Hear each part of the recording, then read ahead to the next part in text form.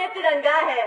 वो देश जो कभी सत्यम शिवम सुंदरम, कभी वंदे मातरम, तो कभी पंजाब सिंध गुजरात मराठा द्राविड़ उत्कल बंगा है। मैं उस देश की वासी हूँ जो हर ठुकराए हुए की शरण स्थली बन जाता है। वो देश जो 7 समंदर पार परदेशियों को भी अपने ब्रदर्स एंड सिस्टर कहकर बुलाता है।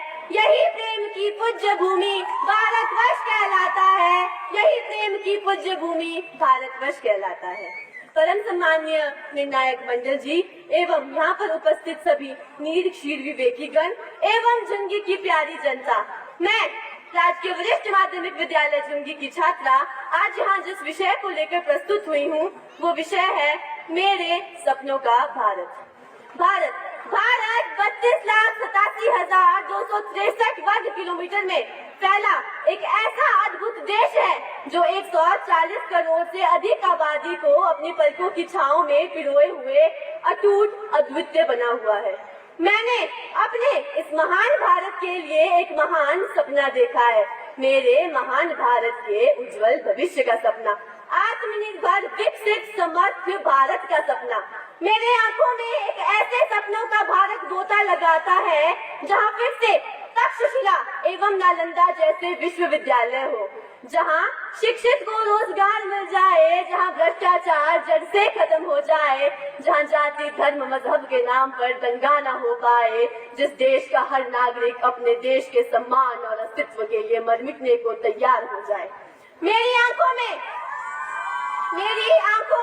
एक ऐसे सपनों का भारत गोता लगाता है जिसका स्थान महिला सुरक्षा एवं शांति के संदर्भ में प्रथम हो। और मान्यवर, बताते हुए बहुत खेद होता है कि मेरा आज का भारत विश्व के 177 देशों में से 128वें स्थान पर स्थित है। मेरी आंखों में एक ऐसे भारत का सपना गोता लगाता है जो विश्व की सबसे बड़ी अर्थव्यवस्था हो।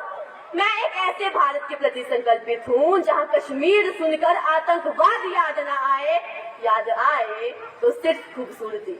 मैं एक ऐसे भारत के प्रति संकल्पित हूँ जो फिर से सोने की चिड़िया बन जाए, जहाँ की मिट्टी फिर से सोना उगले।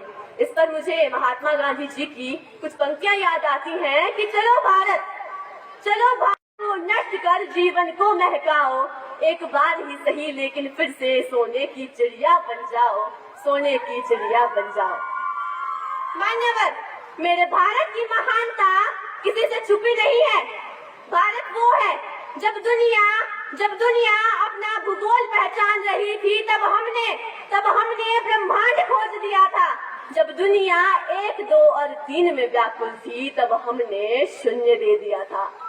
मैं उस देश की नागरिक हूँ जिसने 200 वर्ष गुलामी सहन कर आज वो उन्नति के पथ पर अग्रसर है। और महोदय, जो सपना मैंने अपने भारत के लिए देखा है उसमें हर नारी का सम्मान होगा, हर नारी का सम्मान होगा, हर पुरुष मर्यादावान होगा, हर नारी का सम्मान होगा, हर पुरुष मर्यादावान होगा। किसी दंगे का कारण न गीता न कुरान होगा। चंद्रमा की सतह पर मेरा अपना हिंदुस्तान होगा। मेरे भारत की मिट्टी के खातिर शहीद होने को तैयार हर इंसान होगा। जी हाँ, मेरे सपनों का भारत इतना महान होगा, मेरे सपनों का भारत इतना महान होगा। मैं अपने भारत को वैज्ञानिकी और सूचना प्रौद्योगिकी के शिखर पर पहुंचाना चाहती हूँ। मैं चाहती हूँ कि मेरे भारत में एक ऐसी शिक्षा प्रणाली लागू हो जो हर इंसान को अपना जीवन जीने का अधिकार दे, जो हर इंसान के सपनों को साकार करे। मैं भारत में ऐसी व्यवस्था चाहती हूँ जिससे हर नागरिक को स्वास्थ्य सुविधाएं मिल जाएं, हर नागरिक खुद को खुशनसीब महसूस करे, हर नागरिक मेरे भारत पर गर्व कर सके। मैं एक ऐसे भारत की कल्पना करती हूँ जहाँ आर्यभट्ट जैसे खोजकर्ता हो। मैं एक ऐसे भारत की कल्पना करती हूँ जहाँ रामानुज जैसे गणितज्ञ जन्मे। मैं एक ऐसे भारत की कल्पना करती हूँ जहाँ डॉक्टर APJ अब्दुल कलाम जैसे वैज्ञानिक और राजनेता पैदा हो। मैं एक ऐसे भारत की कल्पना करती हूँ जो समृद्ध हो, जो विकसित हो, जहाँ बच्चा बच्चा अपने सपने साकार कर सके। और मुझे आशा है कि मेरा ये सपना जरूर पूरा होगा और मैं आज से, अभी से अपने सपने को साकार करने के लिए प्रतिबद्ध हूँ। और अब अंत में मुझे अटल जी की बेहद खूबसूरत पंक्तियां याद आती हैं कि मेरा भारत केवल भूमि का टुकड़ा नहीं है, ये एक जीता जागता महापुरुष है। ये वंदन की धरती है, ये अभिनंदन की धरती है, ये अर्पण की धरती है, ये तर्पण की धरती है। इसकी नदी नदी हमारे लिए गंगा है, इसका कंकर कंकर हमारे लिए शंकर है। हम मरेंगे तो इस भारत के लिए, हम जिएंगे तो इस भारत के लिए, और मरने के बाद भी गंगा जल में बहती हमारी अस्थियों को कोई कान भारत माता की जय, भारत माता की जय। मैं अनमोल वर्मा, राजकीय अतिरिक्त माध्यमिक विद्यालय झुंगी की छात्रा, अपनी वाणी को विराम देती हूँ और अपने स्वप्न को साकार करने के लिए प्रतिबद्ध होने की प्रार्थना करती हूँ। धन्यवाद। जय हिंद, जय भारत।